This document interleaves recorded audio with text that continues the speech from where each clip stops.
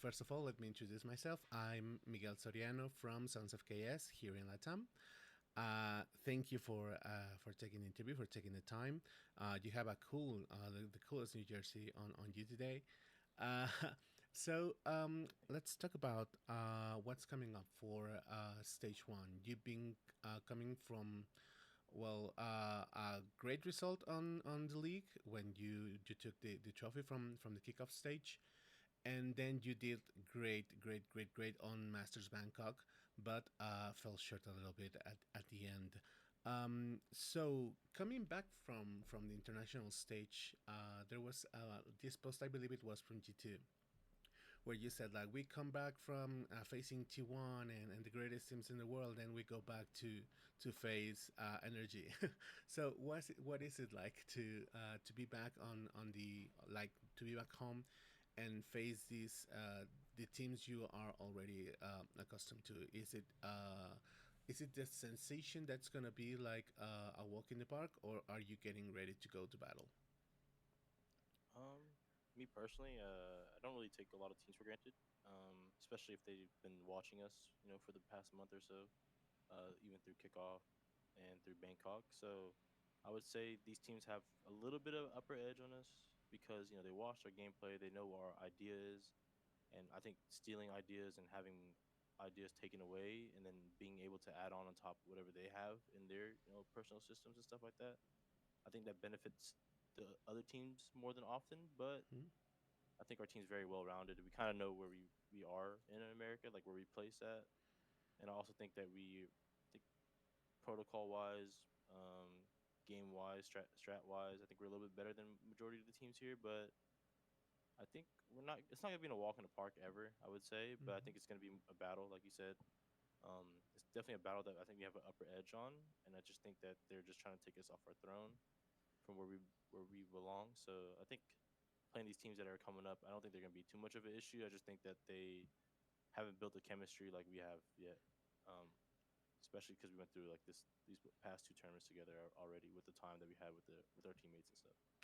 Yeah, well, talking about that, basically, what we could see like in Bangkok is that you really like fitting like tailor made into the team. The guys have been playing together. I mean, since Ascension, with the exception of Leaf, I believe. But the core team with Josh, Balin, uh, they all have been like playing together for such a long time. But you just like fit right in, like if they were just waiting for you to explode.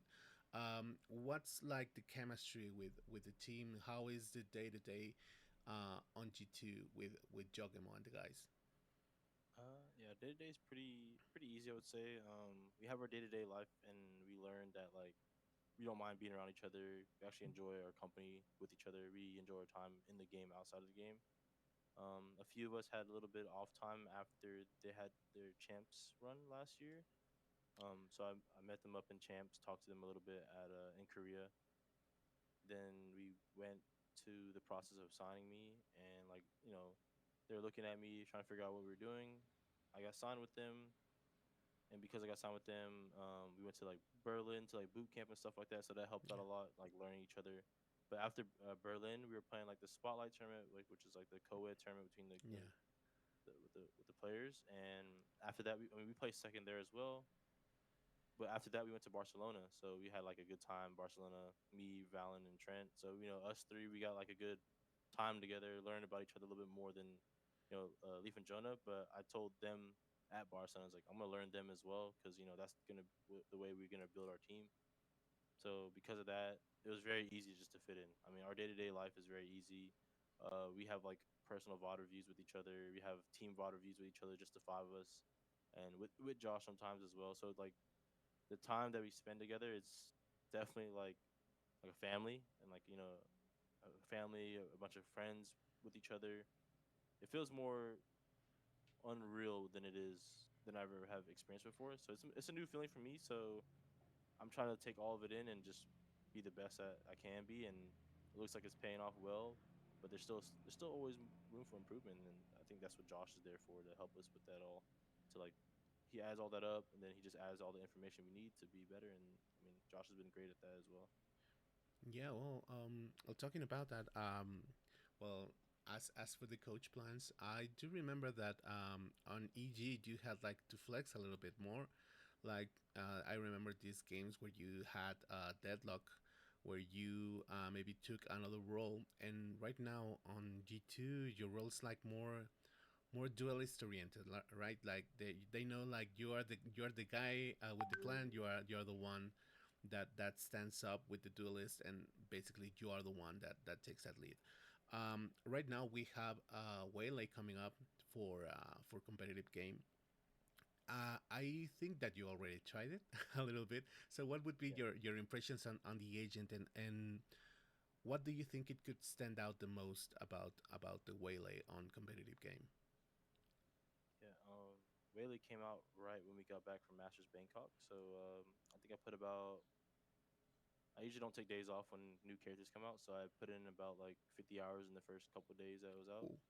on Whaley, just only Whaley. I think it's definitely in the process of being good, like a good duelist in the pro play. I think I have the upper edge on a lot of the other pros that haven't been trying Waylay yet. I think we'll see her a little bit, maybe against the Jet. Instead of Jet, we might Yeah. see Waylay more. I think Yora's still pretty powerful for a lot of the people, or for a lot of the comps that are out right now as well. But I think Waylay is very strong. She's definitely an off guard agent. She'll catch you off guard. Like if you remember Neon when it first came Yeah. out, how fast Neon was, runs around the map, beats on every timing, and then she got nerfed, and then she got buffed again, and then Neon was two slide, got very overpowered. I think Whaley's at the point where she's like at the two slide Neon, so I think she'll be very powerful, like coming in and catching a lot of these teams off guard. So I'm not sure if you'll probably see me on it. I'm not gonna say what map, but you'll probably see me on it. That would like really surprising. Right with Tech, I mean, a lot of the teams went right, dived straight into it. Like Sentinels, I think that John Kitty was the one of the main Tejas on Pro Play, and we are gonna have also like a map pool change. We're gonna have Icebox back and Ascent with the new ring sport walls. Regarding this, I think there was a tweet from Saif, I think, and he said that there was so many abilities, basically that there was so many abilities that the game relied more on that side rather than on on shooting. What would be your take like on that matter? Do you think that really like having too much utility like uh, gets the game like a little confusing, or would be better for it to be more like shooting oriented? I mean, I've also came from Counter Strike, but I was definitely frowned upon in Counter Strike. I was a kid. I mean, people didn't like how I played, which was the way Valorant is played. Mm-hmm. So I think people saying that, oh, Valorant is too much utilities, too much this. I just don't think people put in enough time to like learn the game and like learn what characters do, why it this at this moment you're gonna get five pieces of util on you. So I think his statement sure is true, but I think it's that's like the old generation of this game. I feel like people don't actually want to learn how to play this game. I mean, I enjoy when I don't know what's happening on the map. You know, I Yeah. enjoy when there's 50 abilities in my face. You know, like I thrive in those situations because I know I've learned and I've had those reps of 50 abilities at my face, a stun, a solo ult, and I'm dodging everything because I'm that skillful of a player to like be in that situation and have been in that situation before and still live and get a kill. I think that makes the game fun. I think that's what Valorant is. I think, yeah, I mean, they said abilities don't kill for sure. Like, yeah, that probably was a bad statement from Riot or from, Valorant itself. Mm-hmm. But I think if you love the game, I think you don't care if there's all these abilities in your face. I think that makes the game like they see how crazy and how like skillful of a player you are whenever you can do all that and get yours and ace, whatever the case is. I think yeah, I'm not really the biggest fan of that like his tweet on that because I think I enjoy the game how it is. I Mm-hmm. just think people don't put in the time to actually see why there's so much utility Yeah. and how to get away from that utility because I think that's the game. I mean, that's just the game itself. I think it's fun.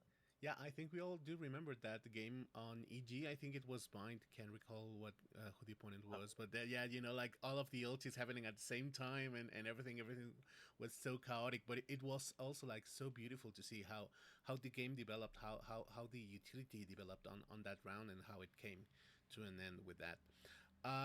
Just to wrap up, I know my time is coming to, to to an end in this interview, but you have so many fans on Latin America, on G2, you Jaw, since the EG days. So something you like to tell to the fans on Latin America before getting into stage one. I would say, I mean, I love Latin. I love Brazil. I love all my fans. You guys are, you guys give me the day of the light. Like some days when I'm feeling down, I just know there's those fans that support me, and without you guys supporting me from afar or even up close, I wouldn't be here. So I wouldn't. I mean, that's simple as that. Just thank you guys for just being here and supporting me. Okay, well, thank you, Joe. Thank you for your time, and best of luck to for this stage one. Thank you. Have Thank a you. good day. You too. Bye bye.